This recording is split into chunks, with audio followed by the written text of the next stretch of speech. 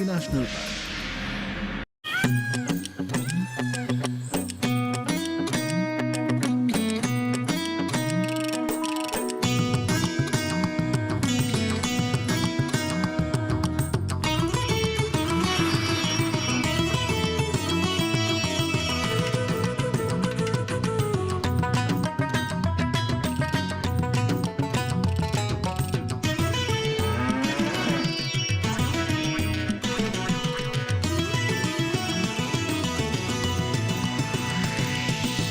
DD किसान, बदलते भारत की शान।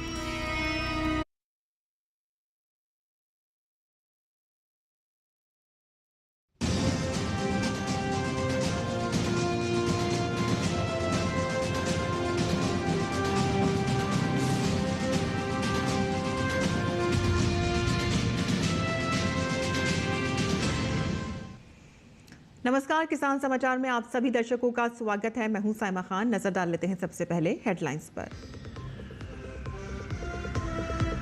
प्रधानमंत्री नरेंद्र मोदी ने भूटान में 1020 मेगावाट की पुनात सांगचू जिल विद्युत परियोजना सेकंड किया लॉन्च। भारत और भूटान के साथ मिलकर विकसित की है ये परियोजना। पीएम ने कहा कि अब हम भूटान के साथ सोलर एनर्जी के क्षेत्र में भी बढ़ा रहे हैं कदम। केंद्रीय जल शक्ति मंत्री सीआर पाटिल ने नई दिल्ली में की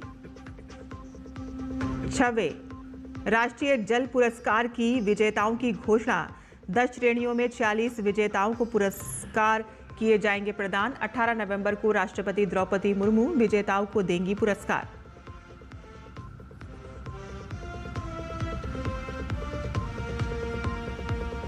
केंद्रीय कृषि मंत्री शिवराज सिंह चौहान ने आंध्र प्रदेश के गांव वेंगयापलेम में वाटरशेड महोत्सव का किया शुभारंभ। कहा कि वेंगयापलेम में विकसित वाटरशेड मॉडल पूरे देश में किया जाएगा लागू। केंद्र और राज्य सरकारें हेल्दी, वेल्दी और हैप्पी आंध्रा के निर्माण के लिए हैं प्रतिबद्ध।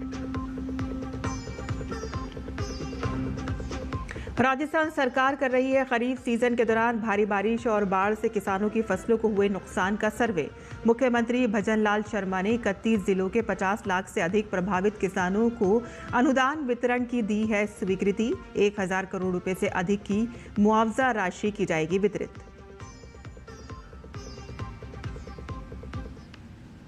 प्रधानमंत्री नरेंद्र मोदी ने भूटान में पुनात सांगचू जल विद्युत परियोजना द्वितीय लॉन्च की। प्रोजेक्ट लॉन्च करने के पहले प्रधानमंत्री की ओर से भूटान नरेश जिग्मे खेसर नामग्याल वांगचुक के साथ बुद्ध के पवित्र अवशेषों के समक्ष पूजा अर्चना की गई। हाइड्रो प्रोजेक्ट 1020 मेगावाट का है और ये भूटान के ऊर्जा क्षमता में 40% की बढ़ोतरी करेगा। ये परियोजना भारत और भूटान के साथ मिलकर विकसित की है, जो दोनों देशों के साझा विकास को नई गति देगा। पीएम ने कहा है कि अब हम भूटान के साथ सोलर एनर्जी के क्षेत्र में भी कदम बढ़ा रहे हैं। आज भूटान में 1000 मेगावाट से अधिक का एक नया हाइड्रो इलेक्ट्रिक प्रोजेक्ट लॉन्च कर रहे हैं, जिससे भूटान की हाइड्रो पावर कैपेसिटी में 40% की बढ़ोतरी हुई है। इतना ही नहीं, लंबे समय से रुके हुए एक और हाइड्रो इलेक्ट्रिक प्रोजेक्ट पर भी फिर से काम शुरू होने जा रहा है। और ये हमारी पार्टनरशिप सिर्फ हाइड्रो इलेक्ट्रिक तक सीमित नहीं है। अब हम सोलर एनर्जी में भी एक साथ बड़े कदम उठा रहे हैं। खरीफ सीजन के दौरान भारी बारिश और बाढ़ से किसानों की फसलों को काफी नुकसान हुआ है और जिसको देखते हुए राजस्थान सरकार द्वारा खराब हुई फसल का सर्वे कराया जा रहा है। और इसी कड़ी में राजस्थान के मुख्यमंत्री भजनलाल शर्मा ने इस वर्ष अतिवृष्टि से खरीफ फसल को हुए नुकसान को लेकर 31 जिलों के 50 लाख से अधिक प्रभावित किसानों को अनुदान वितरण के लिए स्वीकृति प्रदान कर दी है। मुख्यमंत्री ने फैसले के अनुसार प्रभावित किसानों को एसडीआरएफ के कृषि अनुदान वितरित करने की मंजूरी दी गई है और इसके तहत 31 जिलों में प्रभावित गांवों को अभावग्रस्त घोषित करने के प्रस्ताव का अनुमोदन किया गया है। और इससे इन जिलों के 50 लाख से अधिक किसानों को 1000 करोड़ रुपए से अधिक की मुआवजा राशि का वितरण किया जाएगा।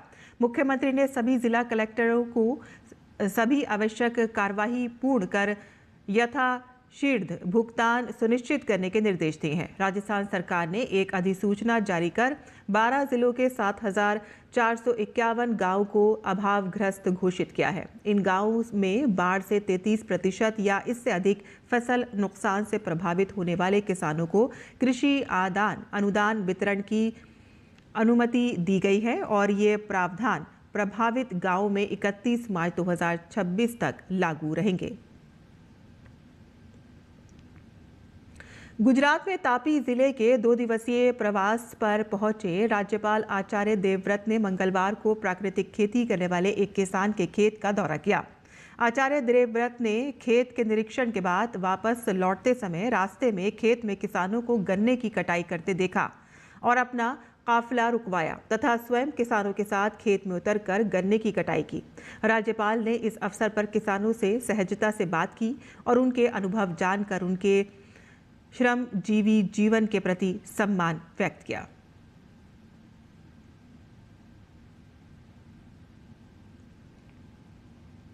राजकीय कन्या इंटर कॉलेज विजयनगर गाजियाबाद के छात्राओं ने कृषि विज्ञान केंद्र गाजियाबाद का शैक्षिक भ्रमण किया।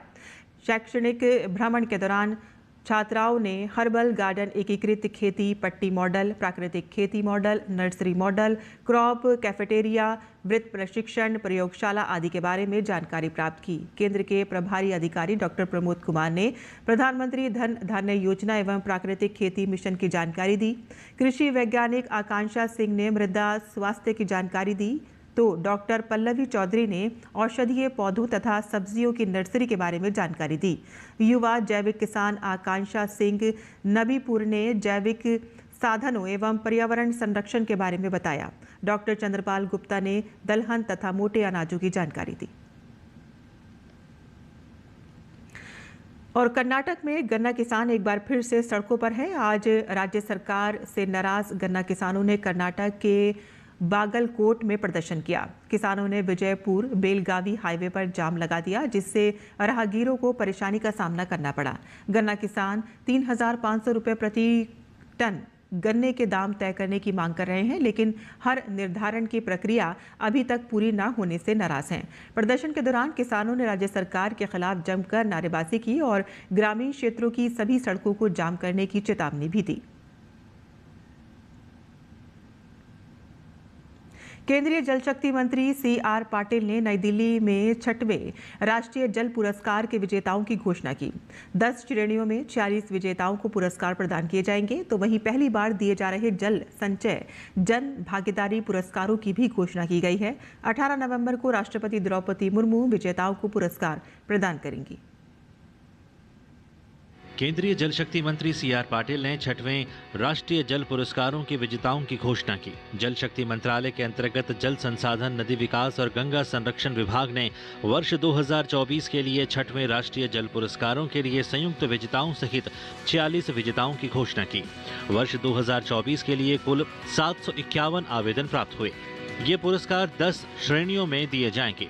सर्वश्रेष्ठ राज्य, सर्वश्रेष्ठ जिला, सर्वश्रेष्ठ ग्राम पंचायत, सर्वश्रेष्ठ शहरी स्थानीय निकाय, सर्वश्रेष्ठ स्कूल या कॉलेज, सर्वश्रेष्ठ उद्योग, सर्वश्रेष्ठ जल उपयोगकर्ता संघ, सर्वश्रेष्ठ संस्थान, सर्वश्रेष्ठ नागरिक समाज और जल क्षेत्र में उत्कृष्टता के लिए सर्वश्रेष्ठ व्यक्ति। सर्वश्रेष्ठ राज्य की श्रेणी में प्रथम पुरस्कार महाराष्ट्र को दिया जाएगा, गुजरात को दूसरा और हरियाणा को तीसरा स्थान मिला है। 18 नवंबर को राष्ट्रपति द्रौपदी मुर्मू नई दिल्ली के विज्ञान भवन में विजेताओं को पुरस्कार प्रदान करेंगी। जल शक्ति मंत्रालय ने जल संचयन जन भागीदारी 1.0 पहल के तहत पहली बार पुरस्कारों की घोषणा की है। इस वर्ष कुल 100 पुरस्कारों की घोषणा की गई है।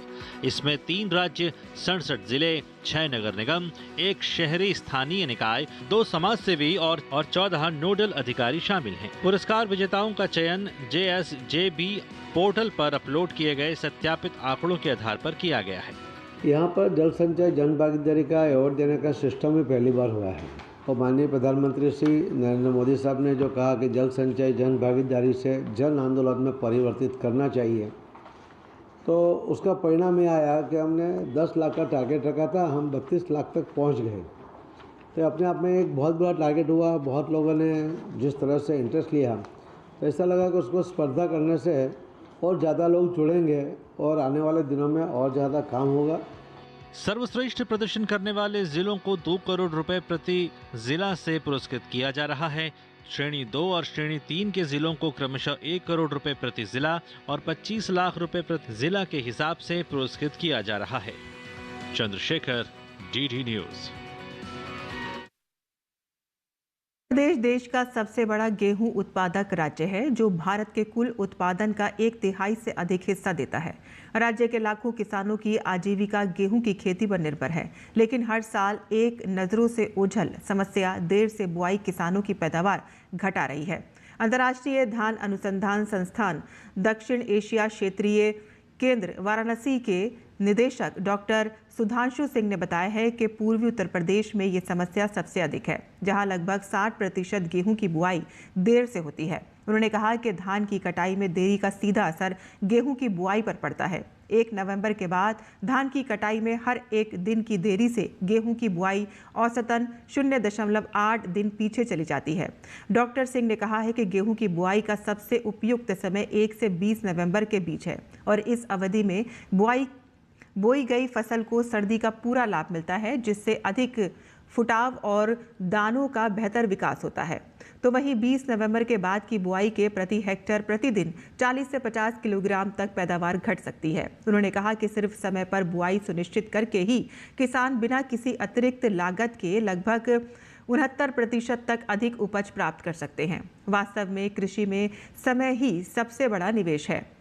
और आईसार्क निदेशक ने बताया है कि संस्थान उत्तर प्रदेश में विश्व बैंक समर्थित यूपी एग्रीज परियोजना के तहत कई नवाचारों पर काम कर रही है, ताकि किसानों को समय पर बुआई में मदद मिले। केंद्रीय वाणिज्य और उद्योग मंत्री पीयूष गोयल ने उद्योग समागम 2025 में बोलते हुए कहा कि देश में मछली उत्पादन की संभावनाएं अपार हैं और भारत से निर्यात की संभावनाएं भी इन दिनों काफ़ी ज़्यादा बढ़ी हैं। भारत ने दूसरे देशों के साथ इस मामले में संभावनाओं को तलाशा है, जिसमें अरब देशों के साथ साथ रूस जैसे देश के साथ बातचीत सफलतापूर्वक आगे बढ़ रही है।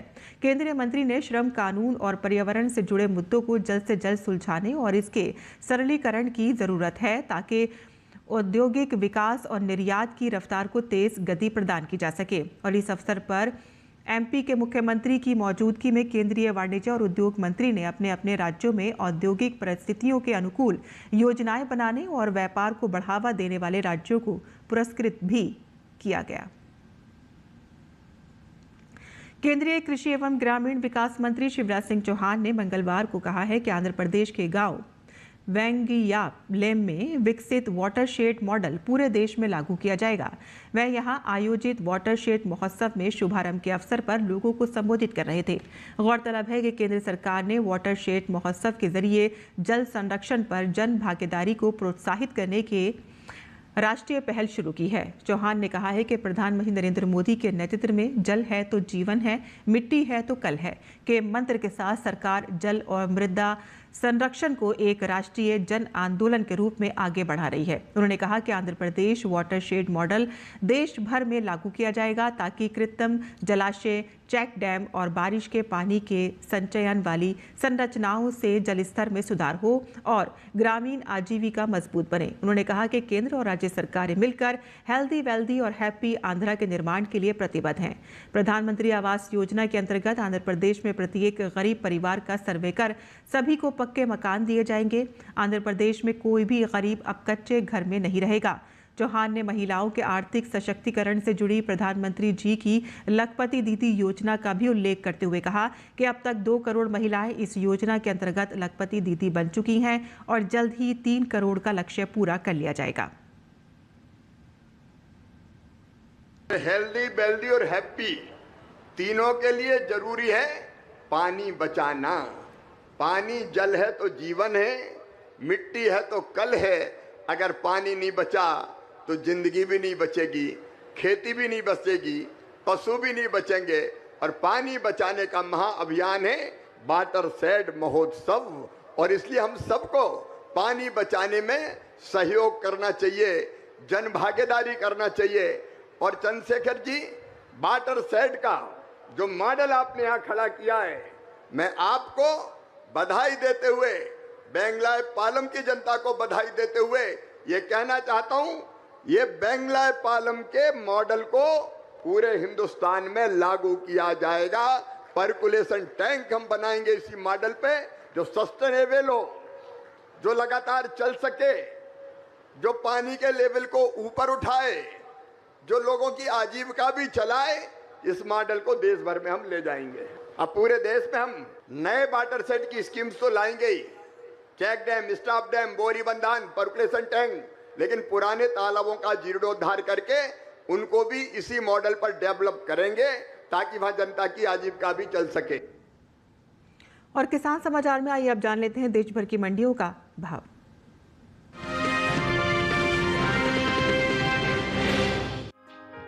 सफेद सोने के नाम से जाने जाने वाले कपास, जिसमें भारत दुनिया का सबसे बड़ा कपास उत्पादक देश है। ये फसल किसानों और देश की अर्थव्यवस्था दोनों के लिए जरूरी है, क्योंकि इससे कपड़ा उद्योग चलता है और लाखों लोगों को रोजगार मिलता है।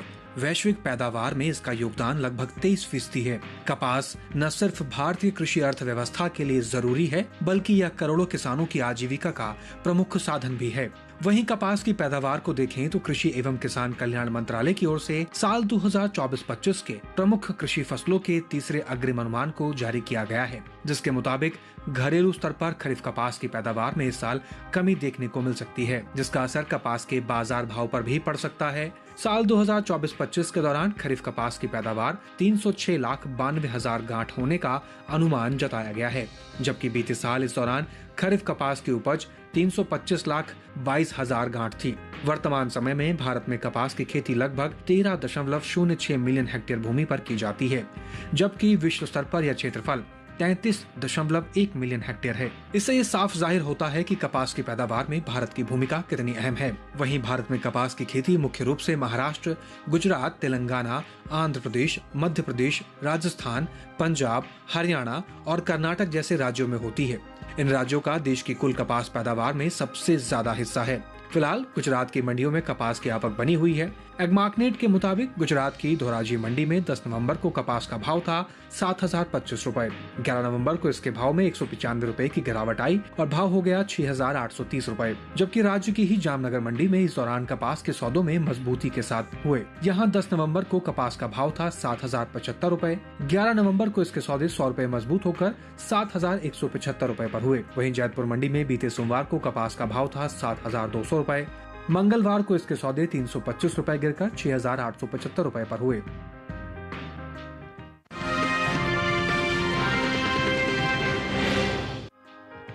मंगलवार के दिन देश की ज्यादातर मंडियों में मसूर की आवक दर्ज की गई। हाजिर भाव पर नजर डालें तो 11 नवंबर को मसूर के सौदों में मिला जुला रुख देखने को मिला।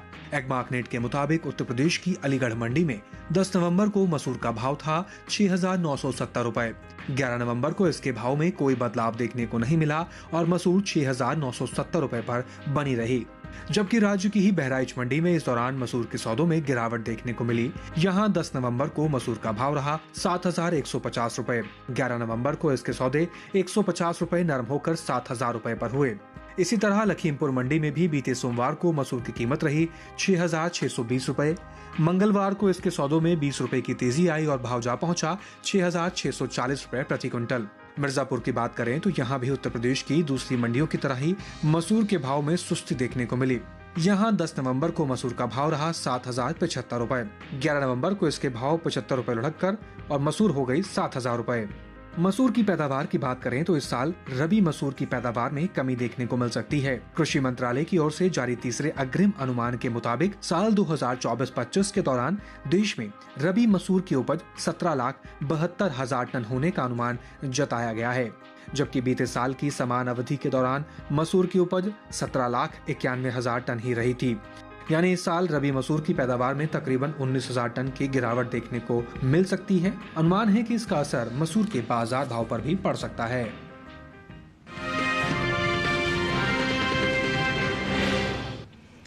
और मंडी खबर के बाद अब बात कर लेते हैं मौसमी खेती की। किसान इस मौसम में कैसे रखें अपनी खेती का ख्याल, आइए देखते हैं। नमस्कार, आप देख रहे हैं डीडी किसान। मैं हूं एआई कृष और आज हम भारत के विभिन्न राज्यों में होने वाली खेती किसानी से संबंधित सलाहों के बारे में पूरी जानकारी देंगे। आंध्र प्रदेश के कम वर्षा वाले इलाकों में किसान साफ मौसम में मक्का की पकी फसलों की कटाई कर लें। साथ ही यहां के दक्षिणी इलाकों में किसान मूंगफली की पकी फसलों की खुदाई का काम भी कर लें। यहां इस मौसम में उड़द की बुवाई की जा सकती है। तेलंगाना के दक्षिणी इलाकों के किसान कपास की पकी फसलों की कटाई जारी रखें। यहां इस मौसम में मूंगफली, कुसुम, सरसों और मक्का की बुवाई कर लें। कर्नाटक के तटीय और पहाड़ी इलाकों के किसान धान की पकी फसलों की कटाई कर लें। कर्नाटक के उत्तर पूर्वी शुष्क इलाकों के किसान मूंगफली और कपास की पकी फसलों की खुदाई और तुड़ाई का काम कर लें। यहां इस मौसम में ज्वार और मिर्च की बुवाई की जा सकती है। कर्नाटक के उत्तरी शुष्क इलाकों के किसान हरी मिर्च और प्याज की पकी पौध की कटाई और तुड़ाई कर लें। वहीं कर्नाटक के मध्य शुष्क इलाकों के किसान रागी, मक्का, अरहर और लोबिया की पकी फसलों की कटाई का काम कर लें। कर्नाटक के पूर्वी शुष्क इलाकों में भी किसान रागी, मक्का, अरहर, मूंगफली और सूरजमुखी की पकी फसलों की कटाई कर लें। कर्नाटक के दक्षिणी इलाकों के किसान मक्का, कपास, सुपारी, अदरक, हल्दी और काली मिर्च की पकी फसलों की कटाई और तुड़ाई का काम कर लें। यहां इस समय मक्का और काबुली चने की बुवाई की जा सकती है। केरल के उच्च ऊंचाई वाले इलाकों के किसान अदरक की पकी पौध की खुदाई कर लें। साथ ही यहां के किसान धान की पकी फसलों की कटाई भी कर लें। इसी तरह कृषि और किसानों से जुड़ी हर महत्वपूर्ण जानकारी के लिए हमारे साथ जुड़े रहिए और देखते रहिए डीडी किसान। धन्यवाद। मशरूम, जिसे खुम्ब भी कहा जाता है, स्वाद और पौष्टिकता से भरपूर है। इसमें काफी मात्रा में प्रोटीन पाया जाता है। अलग अलग मौसम के हिसाब से इसकी कई किस्में मौजूद हैं। खासकर उत्तर भारत के मैदानी इलाकों में सफेद बटन मशरूम, शिटाके मशरूम, धान पुआल खुम, ऑयस्टर मशरूम और दूधिया मशरूम की खेती की जाती है। अलग अलग किस्मों के कारण ही अब साल भर मशरूम की पैदावार संभव हो पाई है। एक रोचक बात यह है कि गर्मी के मौसम में पैदा होने वाला दूधिया मशरूम भारत की ही देन है। मशरूम की बुआई के लिए कंपोस्ट तैयार किया जाता है। कंपोस्ट गेहूं के भूसे या धान के पुआल, गेहूं या धान के चोकर, ammonium sulphate, urea, potash, gypsum और शीरे से तैयार किया जाता है। भूसा 1 साल से अधिक पुराना और बारिश में भीगा नहीं होना चाहिए। इस तरह तैयार कंपोस्ट की 8 से 10 इंच की परत ट्रे या थैलियों में भर दी जाती है। बटन मशरूम के कवक जाल की वृद्धि के लिए 22 से 25 डिग्री का तापमान और 80 से 85% नमी होनी चाहिए। बोने के लिए हवादार और तापरोधी मशरूम घर बनाया जाता है, जिसके भीतर तापमान और जरूरी नमी को बनाए रखा जा सके। मशरूम घर का फर्श पक्का होना जरूरी है। 1 वर्ग मीटर क्षेत्रफल में औसतन 8 से 10 किलो मशरूम की उपज होती है, जो 100 किलो कंपोस्ट में 6 से 8 हफ्तों में प्राप्त होती है। तुड़ाई के बाद मशरूम को बहते पानी में धोकर तुरंत 5 डिग्री सेंटीग्रेड पर ठंडा कर लेना चाहिए। इसकी पैकिंग 200 ग्राम या 500 ग्राम के थैलों में की जाती है। मशरूम की फसल बहुत तेजी से बढ़ती है और इसलिए बाजार का इंतजाम बेहद आवश्यक है। और हाँ, जंगली मशरूम और खाने वाली मशरूम अलग अलग होती हैं, इसलिए मशरूम के लिए नजदीकी कृषि विज्ञान केंद्र या कृषि विश्वविद्यालय से ट्रेनिंग जरूर लें।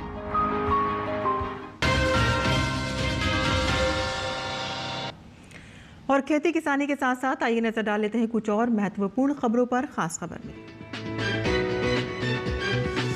दिल्ली ब्लास्ट केस में लगातार तेजी से जांच जारी है। दिल्ली पुलिस ने अमित नाम के एक कार डीलर को हिरासत में लिया है और बताया जा रहा है कि सोमवार को लाल किले के पास जिस i-20 कार में धमाका हुआ था, वो कार इसी डीलर से खरीदी गई थी।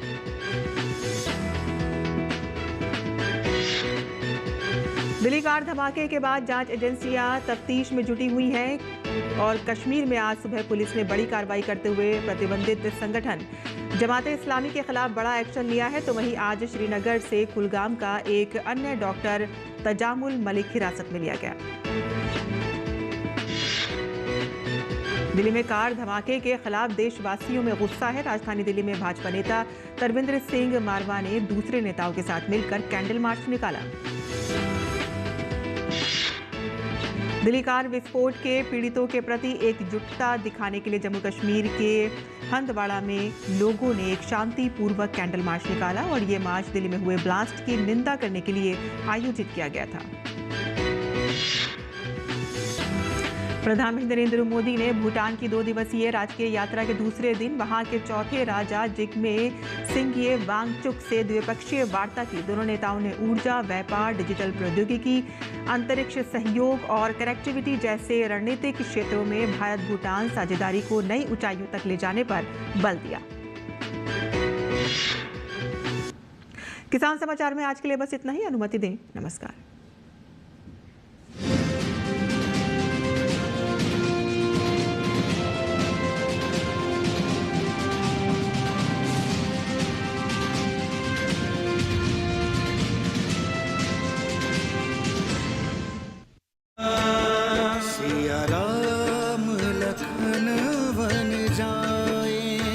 दशरथ ने दिया अपने सबसे प्रिय पुत्र को 14 वर्षों का वनवास। क्या दशरथ सह पाएंगे ये बिछोह या त्याग देंगे पुत्र वियोग में अपने प्राण? मैं रघुवंशी दशरथ ये विधान करता हूँ कि मेरे उपरांत यदि अयोध्या के राज सिंहासन पर भरत बैठा तो वो मुझे मुखाग्नि देने का अधिकारी नहीं रहेगा। और यही नहीं, मरने के उपरांत मैं उसके हाथों से जल भी ग्रहण नहीं करूंगा। कैकेयी, हमारे अयोध्या को सोनी करके मत जाइए राम जी, नहीं तो हम भी नहीं रहेंगे अयोध्या में। हम हमारे पिताश्री की आज्ञा नहीं टाल सकते। आप सबसे विनती है, आप सब लोग हमारे पीछे मत आइए। आप सभी अपने अपने घर को लौट जाएं। काकभुषुंडी रामायण सोमवार से शुक्रवार शाम 7 बजे, पुनः प्रसारण सुबह 9 बजे डीडी नेशनल पर।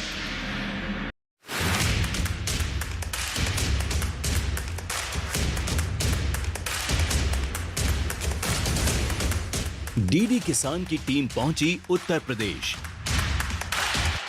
हमारी टीम पहुंची हरियाणा, डीडी किसान की टीम पहुंची उत्तराखंड, हिमाचल पहुंची डीडी किसान की टीम, डीडी किसान की टीम पहुंची मेघालय। नमस्कार, बहुत स्वागत है। डीडी किसान देख रहे हैं, मैं हूं आपके साथ राधिका चौधरी।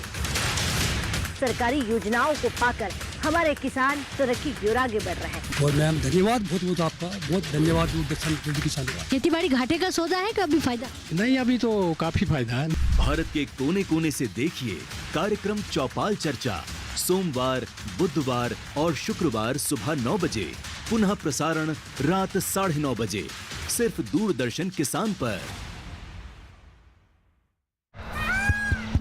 सुनिए सुनिए सुनिए, आपके गांव में फिर सजेगा प्रश्न मंच। आपके गांव में फिर सजेगा प्रश्न मंच।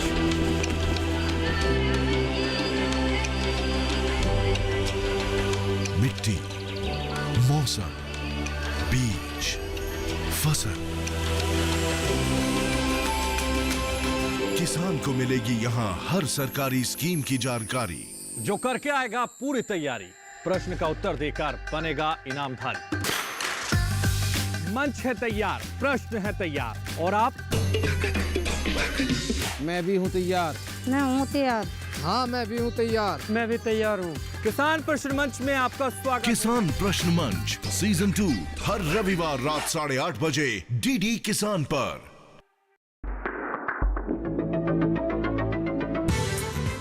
जर्मनी और अमेरिका के शोधकर्ताओं ने साथ मिलकर सोफिया नाम की उड़ती हुई प्रयोगशाला बनाई थी। मंथन प्रत्येक शनिवार प्रातः 9 बजे डीडी नेशनल पर।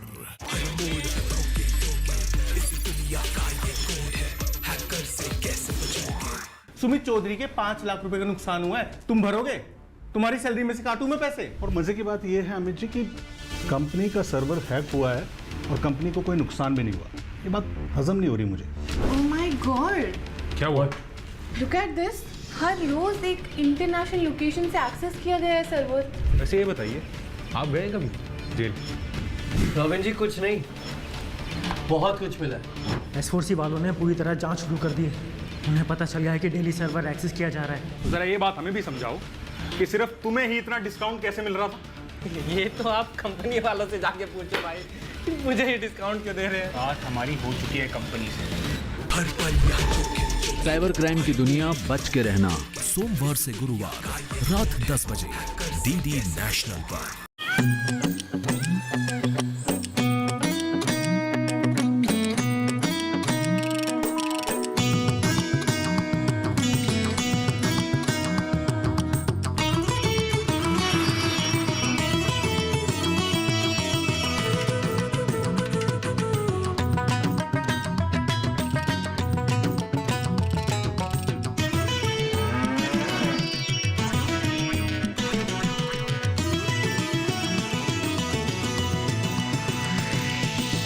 डीडी किसान, बदलते भारत की शान।